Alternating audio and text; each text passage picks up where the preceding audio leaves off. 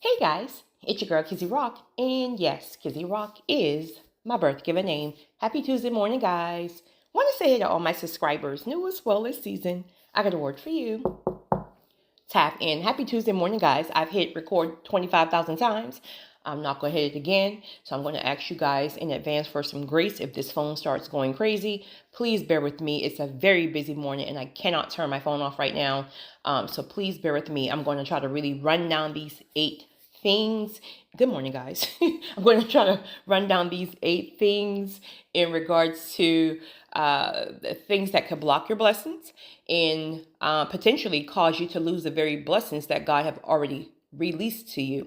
Before I start running down these 8 things really quickly, I've received a few emails and I agree myself too, even though it's on and off for me. Do you guys feel a heaviness in the spiritual realm? Meaning it's not even like a bad heaviness, if you will. It's not depression, right? It's not, you're not under spiritual attack.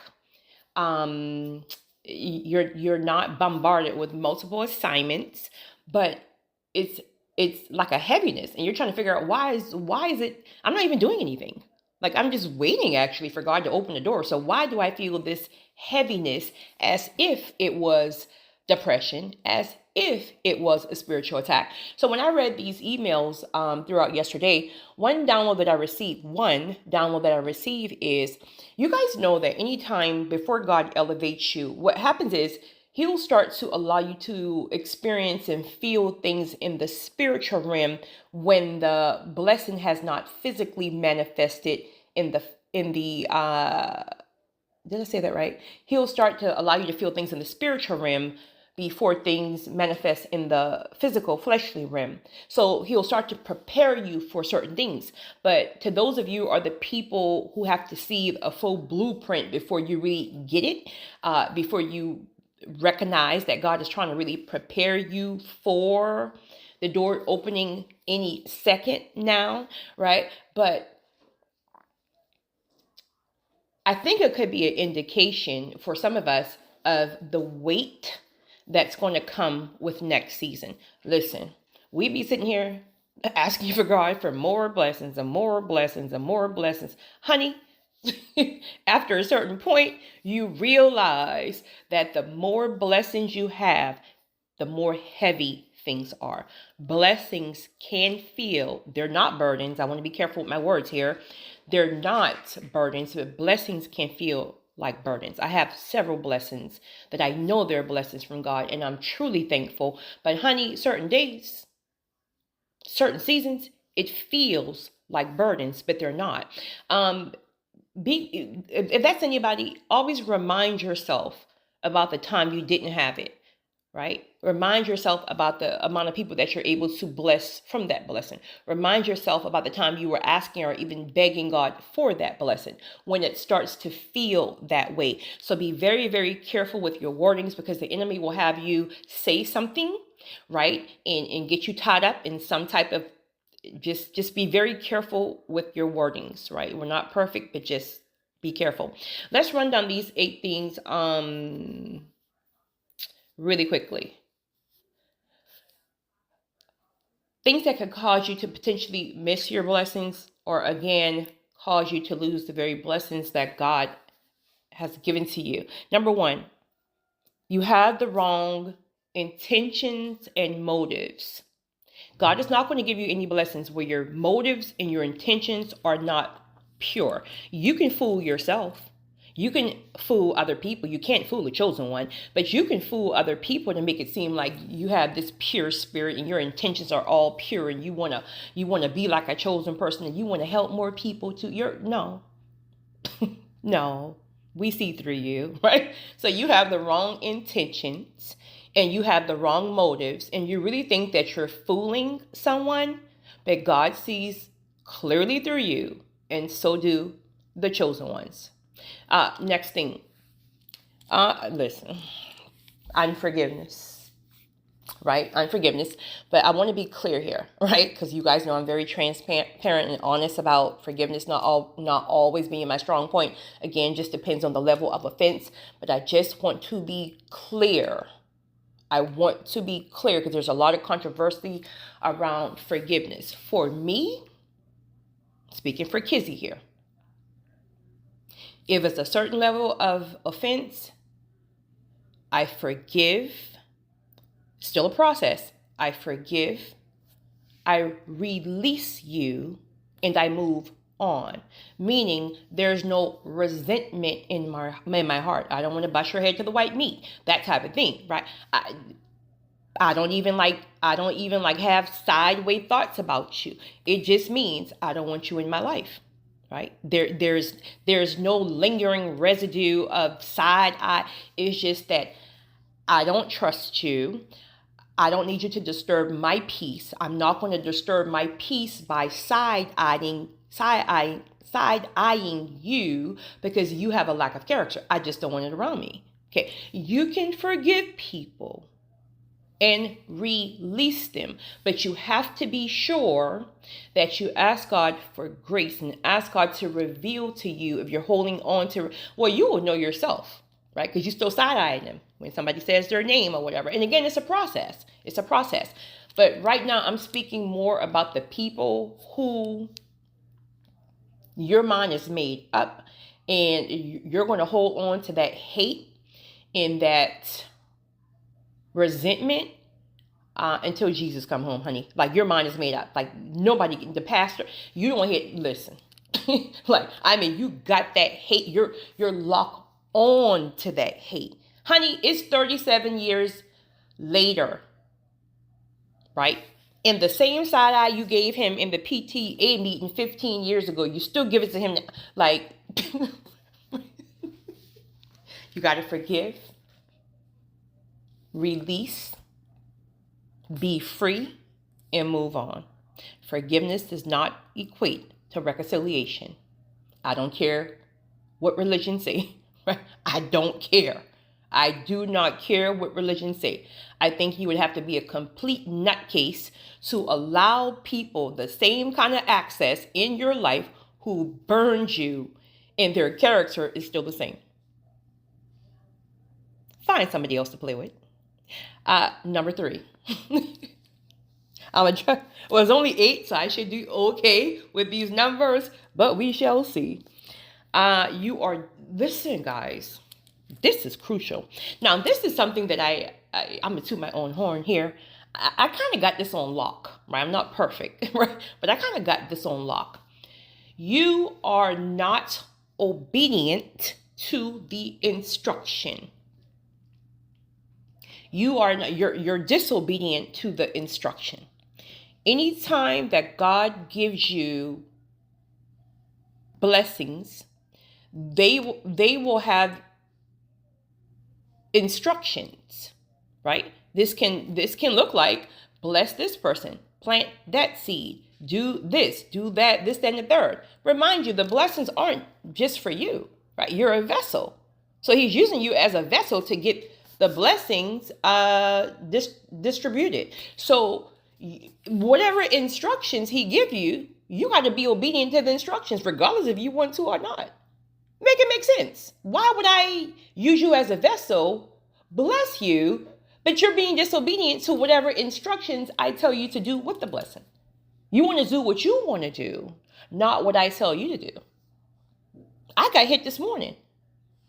It was something I already had planned on my calendar for next week. Honey, I had to cross that out because no, you're going to do this instead of that. Okay, say no more. I got you. Whew, ciao. Next. What number am I? I don't even know. Just next. Character. You're still struggling with a certain character flaw. Again, listen, we're not perfect. We are not perfect. I don't care who you are. I'm telling you, you're not perfect. You ain't that cute, boo. We ain't that cute, boo. We are not perfect. But God will highlight over and over. For me, it's patience. For me, it's patience. Right? I'm so much better, but I don't know. I think that may be a limp that I don't know. What's the Bible verse? Is there a Bible verse in regards to my scripture people? Help your girl out here. Y'all be holding me down in the comment section with the scriptures. Thank you guys. What is there a Bible verse in regards to I lost my train of thought. Oh, that you may always have a limp in a certain area, but it's like God's way of keeping you to depend on Him, if you will. So you will have a limp always. Is there a Bible verse for that? I don't even know, honey. Ooh, I need some Starbucks. But whatever your thing is, okay, whatever your thing is, God have highlighted that thing to you over and over, probably 1,000 times per day. So you know, you may have a few character flaws or whatever, but it's something in particular that He will highlight over and over, and you will be tested in that thing. So much so that you will fail several tests per day, and you will keep being tested in that area until you pass it. Happened to me yesterday, honey. Happened to me yesterday, but I passed. Well, I got an 85. Well, I passed, but I didn't. I got an 85. I didn't have 100. Child. Okay. So a certain character flaw that's holding you back, and whatever that particular thing is, it's going to be crucial because it's going to somehow cause you to fail at the next level. It is something that you have to get under control. Bro, in the porn. If that's you can't, God is not going to advance you to the next level. You're still struggling with porn. You're still struggling with beautiful women, right? You're still struggling in that area, but God is going to elevate you to the next level where there are going to be 1,000 beautiful women around you every day, and you don't even have discipline yet in that area. Make it make sense. Just for clarity, that is my dog's electric ball that you hear back there. Just for clarity, because the devil is busy, honey. Next thing. You have too much flesh involved. Not from the sense that I was just speaking about, but you got too much of you up in there, right? So let's just say, what can I use for an example? Let's say God have promised you marriage, right? Let me get this ball, guys. Can you have this, sir? Thank you. So let's just say God have promised you a spouse. Okay. But God focuses more so less on kingdom, like kingdom work. Like I'm gonna bring you two together because I have a major something I need done in ministry, right? So okay, so it's spiritual based. It's purpose driven, but you're only seeing it and thinking from the fairy tale standpoint. All you want is the wedding, right? You want the dress. Like everything in your mind is solely about just the Hollywood idea of marriage, right? He has to look a certain way. She has to look. Everything is just what you want. But that's flesh. Right? As chosen people, you're chosen, you're a vessel. So it's really about what God needs to have done. Don't get it twisted. You get to enjoy those things in the process, but you may have too much of your own idea from a fleshly standpoint rather than spiritual in what it is that God needs to do. Next thing. There's a certain sin. There's a certain sin, and you know what the thing is. I mean, there's a certain sin that you're struggling with, or most importantly, you're trying to like sweep it under the rug, like God can't see you.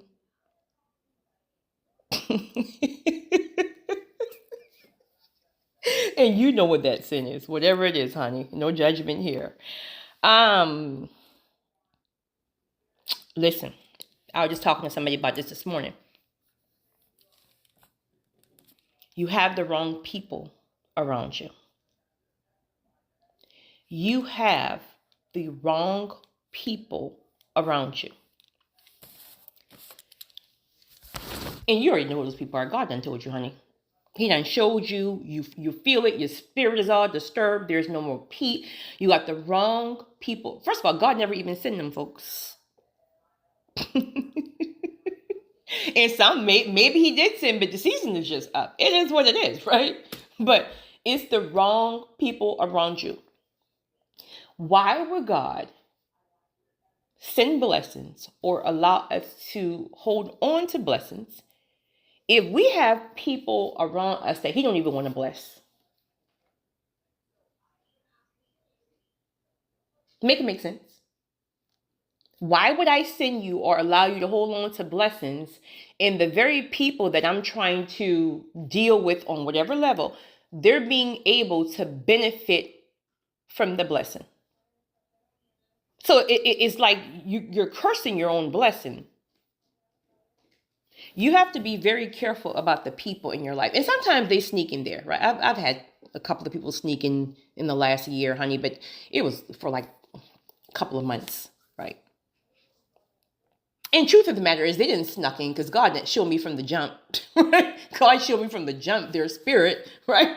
But sometimes you just kind of you go with the flow. And it is what it is, right? But God will always bring it back to you. He will never allow it to get too far. So he'll convict you, right? He'll convict your spirit. Your spirit will be disturbed about these people. There's no peace. You can have fun. You probably do have fun with them, right? You have fun or whatever, but there's something in your spirit that just will not settle. Okay? That's God disturbing your spirit. Spirits recognize spirits. Chosen ones, your spirit is too sensitive. So you know from the jump if people intentions, motives, spirits are right. You don't ever question that. We know the second we meet you. But it might be fun, so we might just, have you around for a little bit. But we're guarded. You can't get to us like that now, right? You can never penetrate.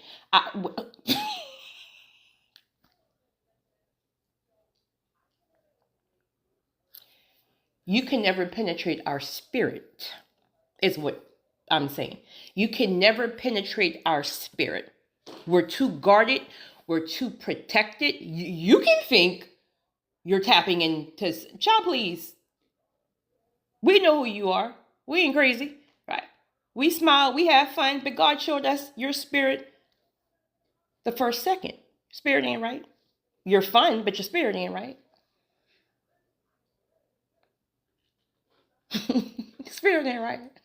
You can't get over on chosen people. We're too tapped in. We're too spiritually sensitive. So you got the wrong people around you, but most importantly, you are refusing. Yeah, thank you, Lord. That's really what it's about. I mean, it's not so much having the wrong people around you. I mean, it is, but it really isn't. You just have to be careful. This is why you just don't allow people into you just got to know, how to deal with people, right? You don't let them up into your personal, but this more so less about what I'm speaking about now is you're refusing to remove the people. Either the season is up, right? Whatever, honey, you're just refusing to remove them.